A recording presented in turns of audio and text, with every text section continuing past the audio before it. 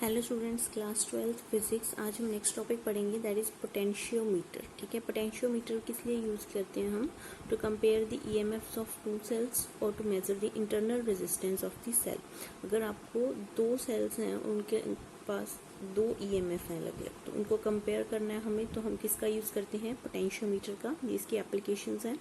और दूसरा क्या है? To measure the internal resistance of the cell, मतलब हमें स्मॉल आर की वैल्यू को अगर फाइंड आउट करना है तो भी हम किसका यूज करते हैं? पोटेंशियोमीटर का। ठीक है, इसका प्रिंसिपल देखो क्या है। The principle of the potentiometer states that when a constant current is passed through a wire of uniform area of cross section, then the potential drop across any portion of the wire is directly proportional to the length of that portion.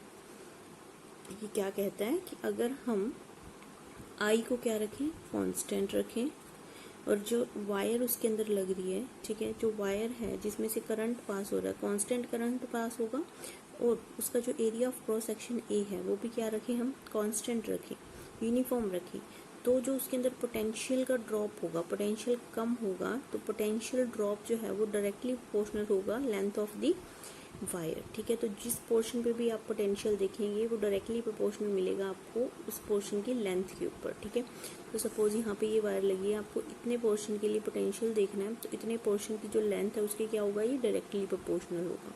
तो यही कहता है इसका principal. अब इसकी construction देखो। Construction में इसने क्या बोला कि यहाँ पे वुडन स्ट्रिप लगी होती है, ठीक है, उसके ऊपर ये वायर्स लगी हुई हैं, यहाँ पे एक रियोस्टेट लगा हुआ है, ईएमएफ लगा हुआ है, एमीटर लगा हुआ है, की लगी हुई है। ठीक है, यहाँ पे एक मीटर स्केल लगा हुआ है जिससे मेजरमेंट करने के लिए हेल्प करता है। और ये जॉकी स्टिक है जिसको हम चेंज करेंगे, इसको हम हिला सकते हैं, वेरी कर सकते हैं, जिससे हम अपने करंट को क्या करेंगे? ज़ीरो करते हैं, या फिर इसके अंदर कोई भी डिफ्लेक्शन ना हो। ठीक है, तो यहाँ पे एक वोल्ट मीटर लगा हुआ है जिससे आप वोल्टेज जो है वो मेजर कर सकते हैं। तो देखो एक बार इसको रीड करते हैं। कंस्ट्रक्शन में इसने क्या बोला कि एक पोटेंशियोमीटर है जो कंसिस्टेड है number of segment of wires, उसमें काफ़ी सारी वायर्स लिख रही होंगी आपको। ठीक है, of area of cross section stretched with the wooden board between the two thick strips. Each segment of the wire is 100 centimetre long. कितनी लॉन्ग है ये? 100 सेंटीमीटर लॉन्ग है। ठीक है, तो वायर इज यूजुअली कॉन्स्टेनन और मैग्नीन। ये वायर जो है वो एलॉय से बनी होती है, मैग्नीन से या फिर कॉन्स्टेनन से। ठीक है, अब metre rod is fixed parallel to the length. Metre rod लगी हुई है यहाँ पे जहाँ से हम मेजर कर सकते हैं। ठीक है, और एक बैटरी कनेक्टेड है between the two ends of the terminal which sends current through the wire and which is kept constant by the help of rheostat. और उस करंट को हम किसकी हेल्प से कांस्टेंट रखेंगे? रियोस्टेट की हेल्प से, क्योंकि रियोस्टेट जो है वो क्या एक वेरिएबल रेजिस्टेंस है, उसको हम एडजस्ट करेंगे जिससे आई की वैल्यू क्या हो जाएगी? कांस्टेंट। ठीक है, तो इसकी थ्योरी देखो। Let V be the potential difference across the certain portion of the wire whose resistance is capital R. If I is the current passing through the wire, then V is equals to IR from Ohm's law.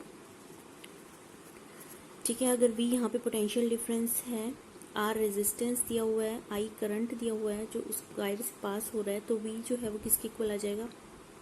IR के equal आ जाएगा।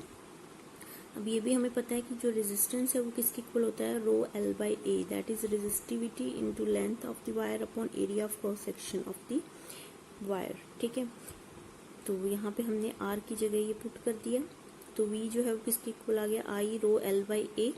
अब देखो current जो है वो क्या है? अगर करंट की वैल्यू कांस्टेंट रखते हैं हम, और एरिया की भी क्या रखते हैं? यूनिफॉर्म रखते हैं, मतलब उसको चेंज नहीं करे, तो ये भी क्या हो गया? कांस्टेंट हो गया। रो हमेशा कांस्टेंट होता है, ये हमें पता है फॉर पर्टिकुलर मटेरियल। ठीक है, तो यहाँ पे V जो है वो क्या हो गया? Directly proportional to L। सिर्फ L के डायरेक्टली प्रोपोर्शनल होगा, तो V is equals to constant into L, क्योंकि ये सारी क्वांटिटी कांस्टेंट है, इसको कांस्टेंट लिख लिया। ठीक है, तो यहाँ से हमने प्रूव किया कि V जो है वो डायरेक्टली प्रोपोर्शनल हो गया L की। यही ये कहता है कि V जो है वो क्या होगा? Directly proportional to the length of that portion. तो देखो, hence if a constant current flows through the wire of uniform area of cross section, then the potential drop along the wire is directly proportional to the length of the wire.